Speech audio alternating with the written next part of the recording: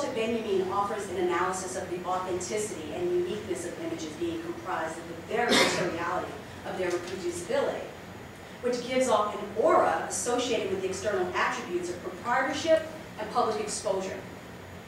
Because aura, as an element, is tied to the materiality of mechanical reproduction, a perceived cultural value is replicated precisely because of aura's reference to historical objects.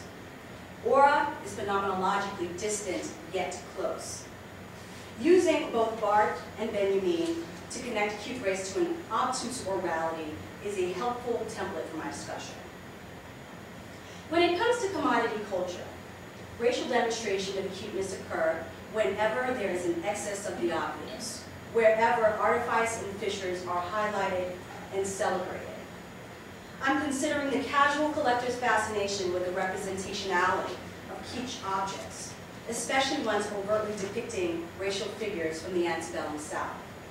The effusively Baroque assortment of old-time Manny and old-time Uncle cookie jars and salt and pepper shakers still in public circulation and private possession speaks volumes to the maniacally pleasurable consumption derived from these remarkably blatant representational ideas about black people. This paradoxical nostalgia for an indecorous material history illuminates for all of us an impossible cuteness that spills excessively into view. My dissertation subject is primarily about when cuteness and blackness collide, which is why I'm not essentializing either as an ideal. And so I'm also resisting assumptions about race as a matter of simple observation. In this way, a challenge is issued to all of us to move beyond current discursive binaries associated with modern human categorizations. I propose a conceptual site dedicated to re-seeing race in all its excesses and follies. Clearly, if race was not a question of proportional excess, how else might we explain our persistent cultural adherence to the one-drop rule, even in this age of the Human Genome Project? At least to the extent that the United States continues to set the discursive tone for how race is viewed in the global public sphere, I believe that looking at race through this acute lens is absolutely crucial.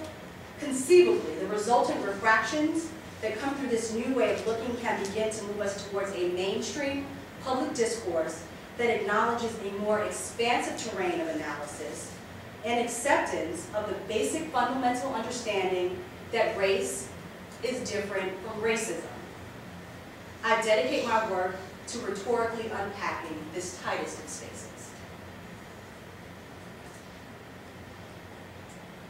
This is related to my critique of Jeff Rice's appropriation of hip-hop methodologies in the teaching of rhetoric. I agree with Rice's assessment that digital print and hypertext represent alternative conceptions of composition and signal a rebirth of writing as a mark of cool. For Rice, cool encompasses different meanings apart from the definition of cool being related to popularity, status, or fashion. But it is reflected in a style of ironic representation, juxtaposition, and nonlinearity. According to Rice's cool rhetoric, the lessons of hip-hop culture play a major role in teaching students to compose in digital spaces. Through this connection in hip-hop and composition cora, or a loose connected thread as an organizing rhetoric, Rice advocates for a digital ethos of ever-shifting aliases and alter egos. However, the suggestion that multimodal composition pedagogy should necessarily abide by a rhetoric of cool through exuberantly appropriating racial or diverse imagery could be seen as problematic. My questioning of cool appropriations of ethnic discourses and race images, like in the case of hip-hop as Rice advocates, involves my concern that an insufficiently critical approach to the subject of racial juxtapositions is already impossible if the initial ironies of our pseudo-scientific racial discourses are not first thoroughly identified and completely deconstructed. Hip-hop certainly provides students with a familiar composition model through which they can learn to effectively and persuasively reassign meanings and disrupt fixed categories. However, the rhetoric of appropriation through an uninformed awareness of the racial other can be seen as culturally insensitive. Ultimately, through cool rhetoric's attention to cora as a hip-hop modality, social awareness exists only implicitly because such ideas, according to Rice, are only tentative juxtapositions. The issue of how the politics of appropriation work alongside its rhetorical functions is thus problematized and causes me to ask why Rice himself raises the issue of race if indeed it is only to be pursued implicitly, loosely, and associatively. In fact, one may ask if it is ethical to mention race at all if it is not for the express purpose of improving the social realm through a practice that is forthrightly and explicitly anti-racist. It should be noted that it is not against coolness to challenge students to design multimodal composition assignments with the explicit, nonlinear, transpositional aim of reversing the dehumanizing effects of racism. Encouraging students to become savvy bricoleurs is good, but to what end? Whether or not it is cool to promote a hipster citizenry of ironic juxtaposers remains to be seen.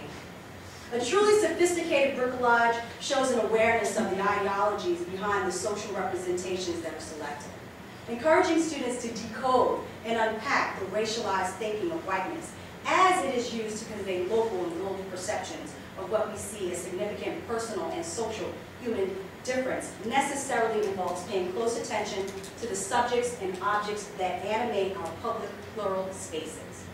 The point of a self-reflexive critique of whiteness is not to recenter dominant racial discourses and re-marginalize non-white voices, but to provide a deminoritizing social analysis that does not exclude anyone's experiences with discrimination and privilege resulting from racist ideologies. In short, white people have valuable knowledge to add to the epistemological ground of critical race studies, and the intellectual work that needs to be contributed to this project should not be exclusively set aside for non-whites. Racism hurts everyone, and all people ought to be equally involved in reversing its damaging effects.